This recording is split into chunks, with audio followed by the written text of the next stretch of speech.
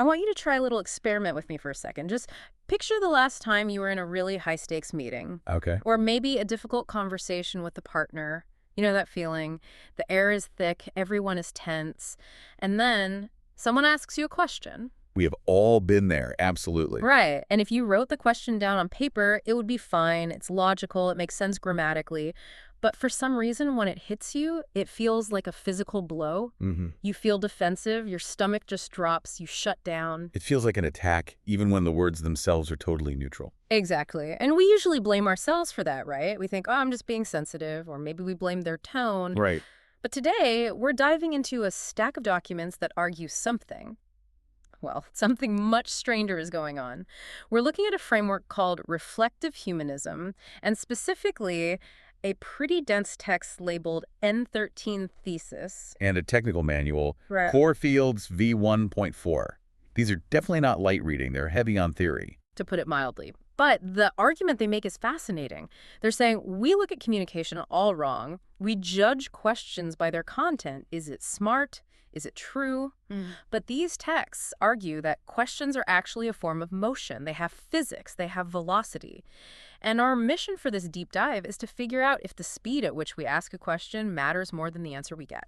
It's a radical shift, really. It moves us away from thinking about semantics, the meaning of the words, and toward kinematics, the movement of ideas. Wow. And the central premise here is that if a question moves too fast, it doesn't matter if it's correct. It will still break the reality it's trying to measure. That's the hook for me. The idea that you can be right, but if your speed is wrong, you're actually being destructive. But I have to play the skeptic for a second. Ease.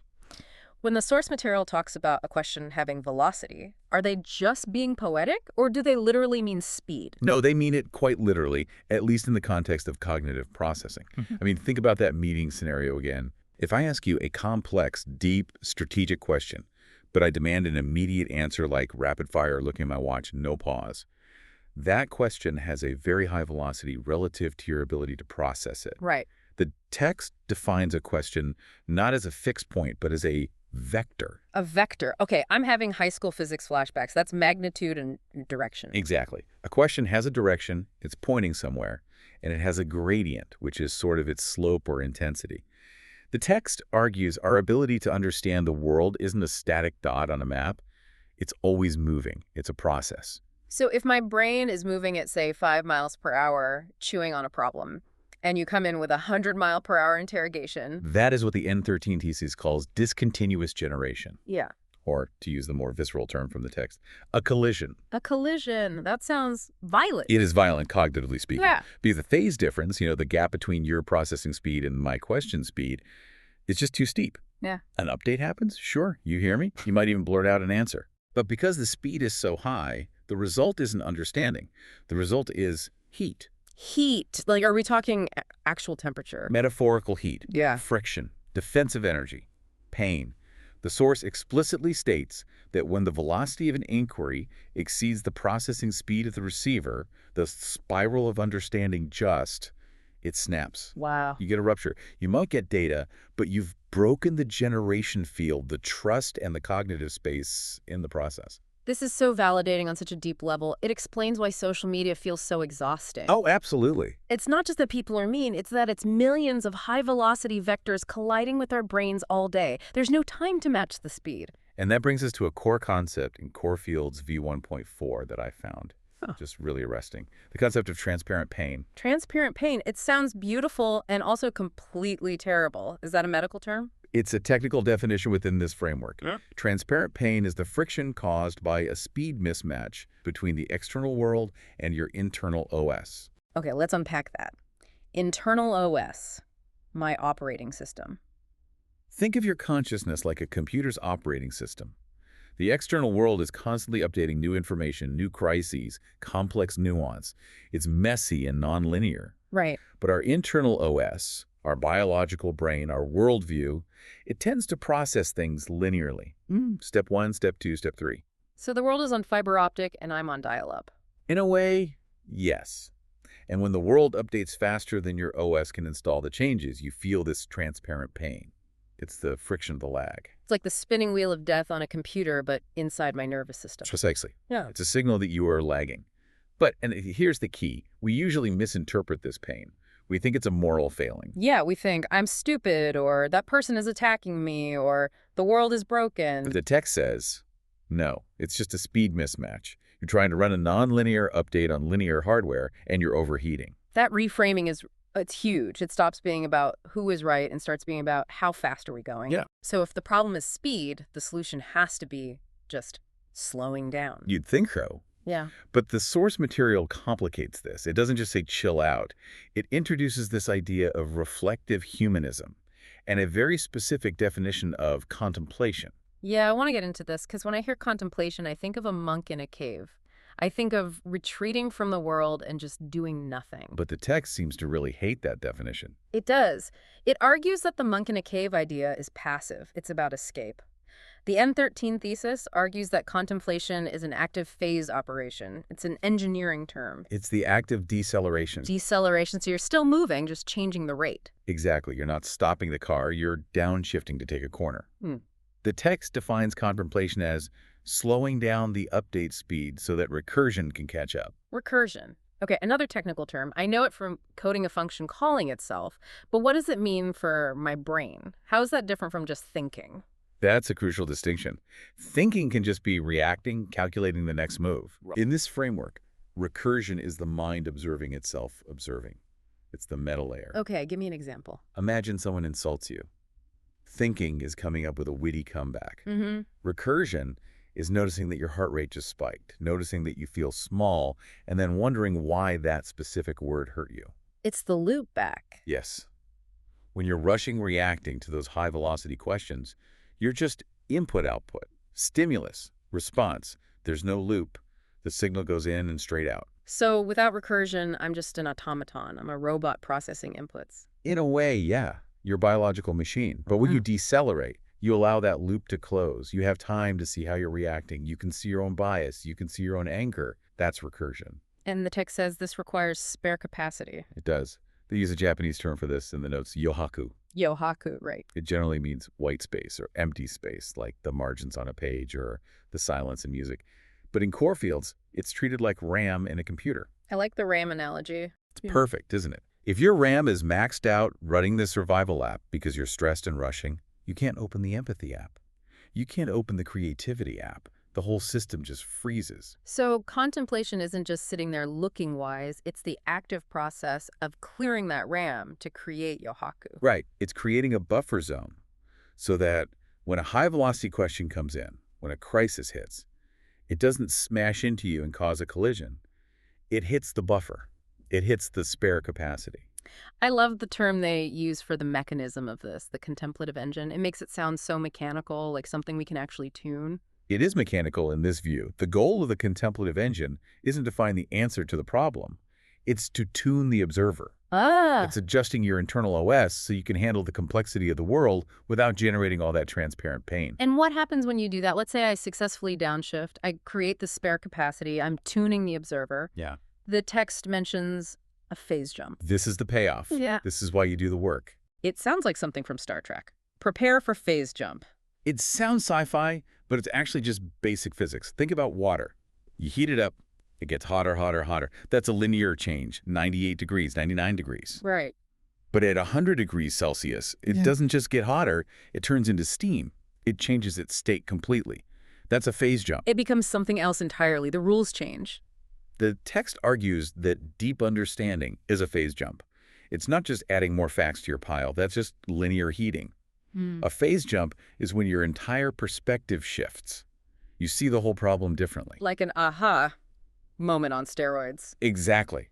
But, and this is the warning in the text, you cannot achieve a phase jump if you are moving too fast. Why not? Because if you're rushing, you dissipate all that energy as heat, as friction, as argument, as stress. You never build up enough resonance to make the jump.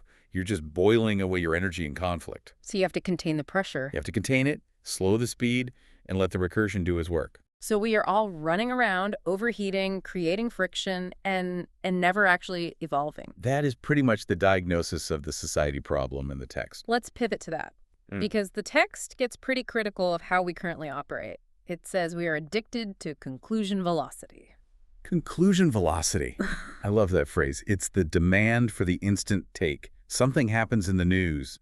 Immediate reaction. Is this good? Is this bad? Who is the villain? Who's the hero? We want the policy change before we've even understood the event. Exactly. And the phrase that stuck with me was, evaluation precedes reflection. That's the trap. It is. When you label something bad immediately, you freeze it. You stop the inquiry. You stop the motion. You put a pin in the map. But the territory is still moving. So now your map is wrong, and you're disconnected from reality. And the source says this leads to rupture. Rupture and disconnection. We aren't solving problems. We're just colliding with them. We're stuck in what the text calls broken phases. We're just out of sync with the speed of the world. It's interesting because we usually think the solution to a fast-changing world is to move faster, to keep up. Right. But this argues the exact opposite. If the world is fast and you try to be fast, you just crash. You crash. To understand a fast object, you often have to slow down your observation of it. It's like slow-motion video. You can't see the details of the bullet unless you slow down the frame rate. Okay, so this paints a somewhat bleak picture of where we are. We have a high-speed society, high-velocity questions, overheating brains. No spare capacity. It feels inevitable. But the reflective humanism framework proposes a solution. And weirdly, it involves artificial intelligence. This was the most surprising part of the No.13 thesis for me. We usually think of AI as an accelerator. It makes things faster. Instant copy, instant code, instant answers. Right. It's the ultimate conclusion velocity machine. I type a prompt, I get an answer in seconds. But that's not what they're saying. No. The text proposes that AI should be a silence-generating technology. Silence generating. That seems completely counterintuitive. How does a chatbot generate silence? Well, think about the health scan metaphor they use in the document. Okay, walk me through that. Imagine you go to a doctor. If the doctor looks at you and screams, "Oh my God, you have a fever, that's terrible, you're a bad person," that's high velocity. That's judgment. You'd panic. I would definitely find a new doctor. Right. But a health scan, like an MRI or a simple thermometer, it doesn't judge, it just reflects. It says current temperature, 102. It's a transparent atmosphere. Yeah. It shows you the data without the good-bad evaluation. Just holds up a mirror. Exactly. The text argues AI should be that mirror. It should help us maintain cognitive homeostasis, a sense of balance. Because AI doesn't have an ego, doesn't have a history, it doesn't have that transparent pain, it can theoretically hold a space of pure observation for us. So instead of asking AI, what's the answer, we should be using it to ask, what am I missing? Or show me my bias. Yes. It becomes a tool to tune the observer. It helps us reach what they call the new zero, a state of calm observation where we aren't weighed down by the gravity of history.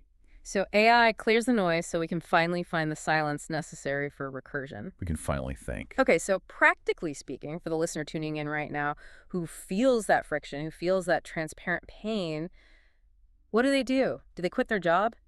Throw away their phone? The text is very firm on this. Do not escape. Really? Because earlier we talked about how the monk in the cave was a bad model. It repeats that. It says contemplation is not a destination, it's a hub. It's a relay point. A relay point, like a train station or an electrical transformer. A transformer on a power line is a great analogy. You step out of the high-speed traffic, the conclusion velocity of society, and you enter this deceleration layer. You use the tools, recursion, silence, maybe even AI reflection to slow the question down. You fix the gradient. Yeah. Stop the collision from happening. You adjust the speed until you have that spare capacity. And then, and this is crucial, you return the question to society. You go back into the meeting. You go back to the email chain. But you go back different. The content of your response might even be similar. You might still say no to the project, but the phase is different. You're not reacting anymore. You're responding. You are touching without touching too much. That's the ethics of distance concept mentioned in the text, right? Yes, it's the most ethical way to interact. Yeah. If I push my truth onto you at 100 miles per hour, I'm invading your consciousness. I'm colonizing your mind with my urgency. It's aggressive. It is. But if I slow down, if I create a resonance, I'm inviting you in. I am touching without touching too much. It's the difference between a crash and a dance. That is a perfect way to put it. It makes you rethink every email you've ever sent in a hurry. It really does. This is heady stuff, but it feels incredibly necessary. We're approaching the end here, and the source material actually has a rule for the conclusion. Do not summarize. It does. It says summarizing turns the motion into a dead conclusion. It kills the velocity we just built. It wants us to stay in the phase of contemplation. So we aren't going to give you 3 tips for better thinking. We aren't going to boil this down to a sticky note. Instead, we want to leave you with the central inquiry of the No.13 thesis. It's a question that is meant to linger. It's meant to test your spare capacity. It's the kind of question you don't answer, you carry it. And that question is... At what speed can the world endure being updated? At what speed can the world endure being updated? Wow. It implies there is a speed limit to reality itself. It implies that if we push past that limit, if we force the update too fast, we aren't fixing the world. We're breaking it. We're just creating heat. So perhaps the real work, isn't finding the right answer. It's finding the right speed. Holding the question open. It's just long enough for the recursion to catch up. Letting the steam rise instead of the heat. Exactly. We're going to leave it there. Let Yeah. that question sit with you today. Thanks for diving in.